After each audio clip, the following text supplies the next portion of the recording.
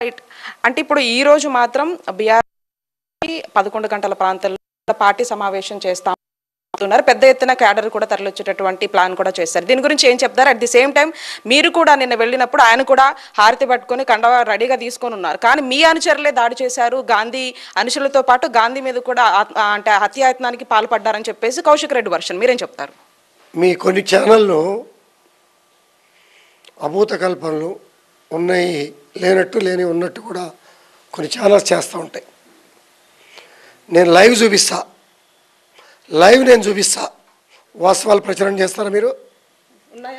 భార్య కుండీలేసే విధానం, ఆయన రౌడీలు రాళ్ళేసే విధానం నేను చూపిస్తా. నేను కేసు పెట్టా. కేసు బుక్ చేశారా? కేసు మమ్మల్ని పోలీసులు 50 మంది పోలీసులతో ఇంటికి ఆహ్వానించి 50 మంది పోలీస్ స్టేషన్లో తరలించి 6 గంటలు 7 గంటల పాటు మమ్మల్ని పోలీస్ స్టేషన్లో పెట్టారే. బెయిల్ తెచ్చుకొని మెజిస్ట్రేట్ ముందు అటెండ్ అయ్యి బెయిల్స్ తెచ్చుకొని తిరిగామే. ఈ పరిస్థితి ఎందుకు తీసుకొచ్చావు? నీ క్వశ్చన్ ఏంటో నేను ఆన్సర్ ఇస్తా. నా క్వశ్చన్ ఏంటో నువ్వు ఆన్సర్ ఇ. నువ్వు ఒక చీటర్వి.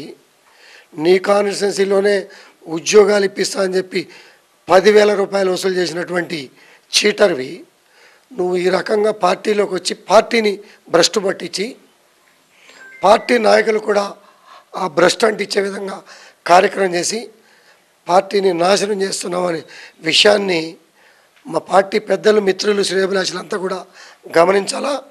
ఈ ప్రాంతీయ విభేదాల్లో కూడా వాడిని సపోర్ట్ చేస్తారా? కేసీఆర్ గారు తీసుకున్నటువంటి స్టాండ్ని సపోర్ట్ చేస్తారా? తేల్చుకోవాల్సిన సమయం ఆసన్నమైంది.